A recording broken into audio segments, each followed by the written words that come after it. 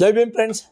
ಇವತ್ತಿನ ದಿನ ನಾನು C S Raghu Bahujan Samaj Party ರಾಜ್ಯ ಪ್ರಧಾನ ಕಾರ್ಯದರ್ಶಿ, ಬೆಂಗಳೂರು ಉಸ್ತುವಾರಿ. ನಾನು ನಮ್ಮ ಪಕ್ಕದ ಬೆಂಗಳೂರು ಗ್ರಾಮಾಂತರ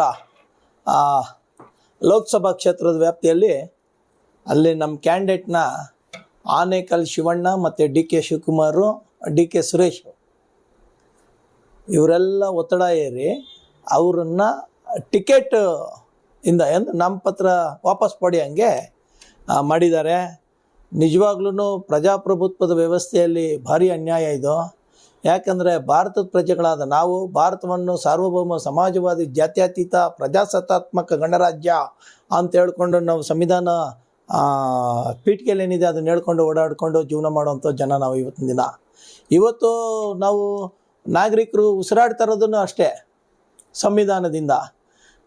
ಈ ಭಾರತದ ಎಲ್ಲ ಪ್ರಜೆಗಳು ಸಾಮಾಜಿಕ ಮತ್ತು ಆರ್ಥಿಕ ರಾಜಕೀಯ ನ್ಯಾಯವನ್ನು, ವಿಚಾರ ಅಭಿವ್ಯಕ್ತಿ ಸ್ವಾತಂತ್ರ್ಯ, ಧರ್ಮ ಮತ್ತು ಸ್ಥಾನಮಾನ ಅವಕಾಶಗಳನ್ನು ಸಮಾನತೆಯಿಂದ ಪಡೆಯೋದಕ್ಕೆ ಅಂತಲೇ, ಸ್ವಾತಂತ್ರ್ಯವನ್ನು ಪಡೆಯೋದಕ್ಕೆ ಅಂತಲೇ ಈ ಪ್ರಜಾಪ್ರಭುತ್ವದ ವ್ಯವಸ್ಥೆಯಲ್ಲಿ ಒಂದು ಚುನಾವಣೆ ವ್ಯವಸ್ಥೆ, ಇದು ಮತದಾನ ಪ್ರಕ್ರಿಯೆ ಅಂತಲೇ. ಈ ಮತದಾನ ಪ್ರಕ್ರಿಯೆಯಿಂದ ಬಹುಜನ್ ಸಮಾಜ್ ಪಾರ್ಟಿಯ ಅಭ್ಯರ್ಥಿಯನ್ನು ಇವರು ತಮ್ಮ ಪ್ರಭಾವ ಬಳಕೆ ಮಾಡಿ ವಾಪಸ್ ಪಡೆಯೋಂಗೆ ಮಾಡ್ತಾರಲ್ಲ, ಇದು ನಿಜವಾಗ್ಲೂ ಲಜ್ಜೆಗೇಡಿತನ. ಇದು ಡಿ ಕೆ ಶಿವಕುಮಾರ್ ಅವ್ರಿಗೆ ಶೋಭೆ ತರುವಂಥ ವಿಚಾರ ಅಲ್ಲ ಇದು. ಮತ್ತು ಅವ್ರು ಹೇಳ್ತಾರೆ, ಅವರು ಈ ಒಂದು ಸಂದರ್ಭದಲ್ಲಿ ಹೇಳ್ತಾರೆ, ಅಲ್ಲಿ ಬಹುಜನ್ ಸಮಾಜ್ ಪಾರ್ಟಿ ನಾಮಪತ್ರನ ವಾಪಸ್ ಪಡೆಯೋದ್ರ ಮುಖೇನ ಅಲ್ಲಿನ BSP ದಲಿತರು ನಮಗೆ ಬೆಂಬಲ ಕೊಟ್ಟಿದ್ದಾರೆ ಅಂತೇಳಿ. ಸುಳ್ಳು ಇದೆಲ್ಲ. ನಾವು ದಲಿತರು ನಿಜವಾಗ್ಲೂ ಬಾಬಾ ಸಾಹೇಬ್ ಅಂಬೇಡ್ಕರ್ ಅಭಿಮಾನಿಗಳ ಅನುಯಾಯಿಗಳು ಯಾರಿದ್ದೀರಿ, ನಾವೆಲ್ಲ ಬಹುಜನ್ ಸಮಾಜ್ ಪಾರ್ಟಿ ಬಿಟ್ಟು ಕಾಂಗ್ರೆಸ್ಗೆ ನಾವು ಬೆಂಬಲ ಕೊಡಲ್ಲ.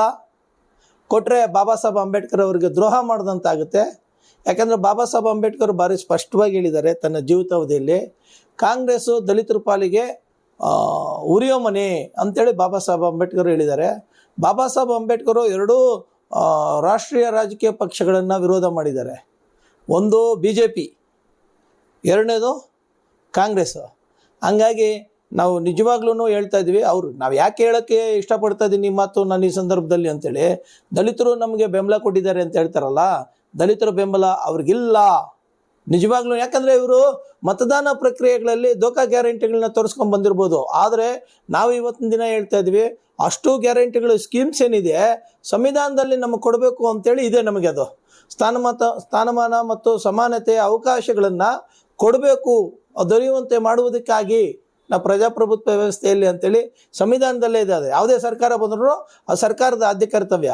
ನಮ್ಮ ದುಡ್ಡು ನಮಗೆ ಕೊಡೋದೊಂದು ಗ್ಯಾರಂಟಿ ಅಲ್ಲ ಇದು. ನಮ್ಮ ದುಡ್ಡು ನಮಗೆ ಬಸ್ ಚಾರ್ಜು, ನಮ್ಮ ದುಡ್ಡು ನಮಗೆ 2,000 ರೂಪಾಯಿ, ನಮ್ಮ ದುಡ್ಡು ನಮಗೆ ಕೊಳ್ತು ಅಕ್ಕಿ ಬಿದ್ದಿರೋ ಕಾಳು, ಅವು ಇವೆಲ್ಲ ಬಿದ್ದಿರೋ ಹುಳುಗಳು ಬಿದ್ದಿರೋ ಅಕ್ಕಿಗಳು, ಈ ಥರ ಎಲ್ಲ.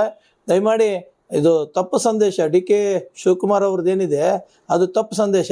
ಯಾರೋ ಇವರು ಕಾಂಗ್ರೆಸ್ಸಿಗರು ಏನು ಮಾಡ್ತಾ ಇದ್ದಾರೆ, ಅವ್ರಿಗೆ ಭಯ ಬಂದಿದೆ, ನಾವು ಗ್ಯಾರಂಟಿ ಸೋಲ್ತೀವಿ ಅಂತೇಳಿ ಭಯ ಬಂದಿದೆ.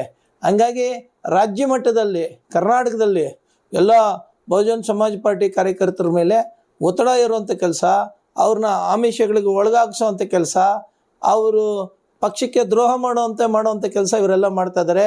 ದಯಮಾಡಿ ಮನವಿ ಮಾಡ್ಕೊಳ್ತೀವಿ, ಯಾವುದೇ ಕಾರ್ಯಕರ್ತರು, ನಮ್ಮ ಮತದಾರರು ಇದಕ್ಕೆ ಇವ್ರ ಆಮಿಷಗಳಿಗೆ ಒಳಗಾಗಬಾರ್ದು. ಯಾಕಂದರೆ ಇವ್ರಿಗೆ ಭವಿಷ್ಯ ಇಲ್ಲ. ಕಾಂಗ್ರೆಸ್ಗಾಗಲಿ BJPಗಾಗಲಿ ಕರ್ನಾಟಕದಲ್ಲಿ ಭವಿಷ್ಯ ಇಲ್ಲ. ಇವ್ರದ್ದೇನೇ ಇದ್ರೂ ಈ ರೀತಿ ಕುತಂತ್ರಗಳು ಮಾಡಿಕೊಂಡು ಸುಳ್ಳು ಹೇಳಿ ಈ ಥರ ಬರ್ಬೋದು.